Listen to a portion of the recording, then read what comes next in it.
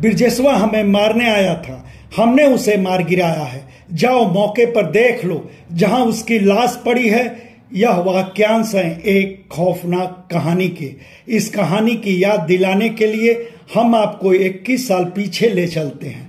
तारीख थी 15 जुलाई, साल था 2001, वक्त था दोपहर के वही कोई 12:30 बजे का और जगह गाजीपुर की मोहम्मदाबाद कोतवाली की उसरी चट्टी थी।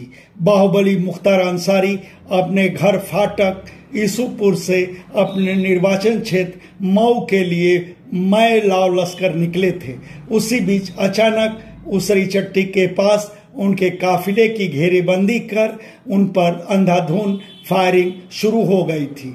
मुख्तार खुद को तो जैसे तैसे बचा लिए थे, मगर एक सरकारी सहित उनके 3 अंगरक्षक मारे गए थे, जबकि मुख्तार की ओर से क्रॉस फायरिंग में हमलावरों के पांव उखड़ गए थे।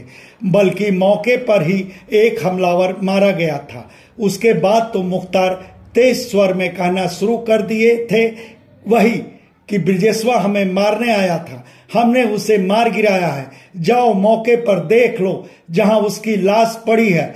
फिर मुख्तार लौटकर ईसूपुर आए थे। समर्थकों संग हाईवे पर पहुंचे थे और धरने पर बैठ गए थे। तब भी मुख्तार वही दोहराते रहे थे कि बिरजेसवा हमें मारने आया था, हमने उसे मार गिराया है। जाओ मौके पर देख लो जहां उसकी लाश पड़ी है। जाहिर था पुलिस के लिए यह खबर हाथ पांव फुलाने वाली थी, तो अंडरवर्ल्ड के लिए भी वह सनसनीखेज खबर थी।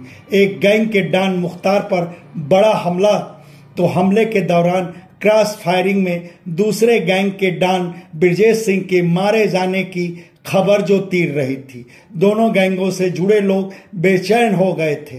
खैर काफी देर बाद यह साफ हुआ था कि मौके पर मारा गया हमलावर ब्रजेश सिंह नहीं बल्कि कोई और है, और उसके साथ ही अंडरवर्ल्ड की वह खबर भी पुष्ट हुई थी कि एक दूसरे के खून के प्यासे मुख्तार अंसारी और ब्रजेश सिंह खुद कभी एक दूसरे के सामने नहीं आए हैं।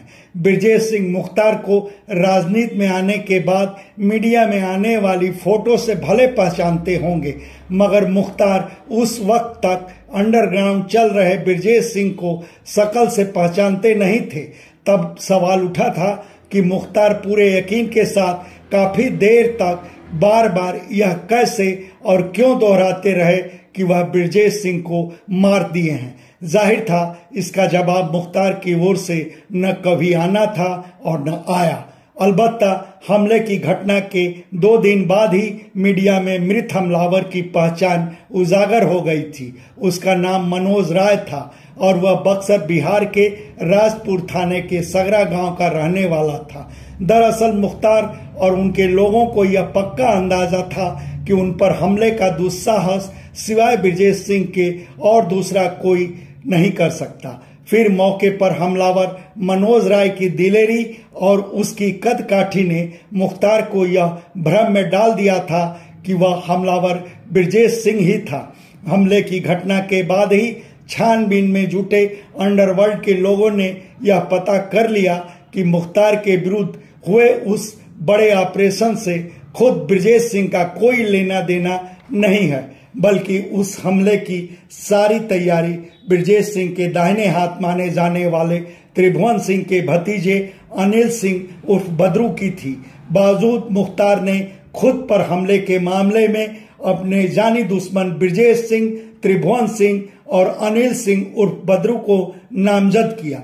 हमले के कुछ ही साल बाद अनिल सिंह उर्फ बद्रू की उनके कस्बे सैदपुर में हत्या हुई, तो अंडरवर्ल्ड ने उसे उसरी चट्टी कांड से ही जोड़ा और उसरी चट्टी कांड में ही हाई कोर्ट से जमानत मिलने पर 14 साल बाद ब्रजेश सिंह जेल से बाहर निकले हैं।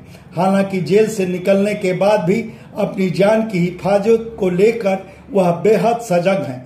जेल से बाहर निकलने के बाद पहली बार 10 अगस्त को अपनी एमएलसी पत्नी अन्नपूर्णा सिंह तथा बेटे सिद्धार्थ सिंह के साथ वाराणसी स्थित घर से बाहर निकले और विश्वनाथ धाम में दर्शन पूजन के साथ ही कैथी पहुंचकर मार्कंडेय महादेव मंदिर में दर्शन पूजन किए।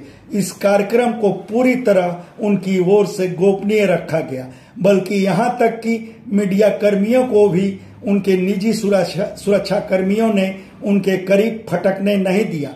हाँ, जब ब्रजेश सिंह सकुशल घर लौट गए तब उनके दर्शन पूजन की फोटो उनके लोगों ने सोशल मीडिया पर अपलोड की।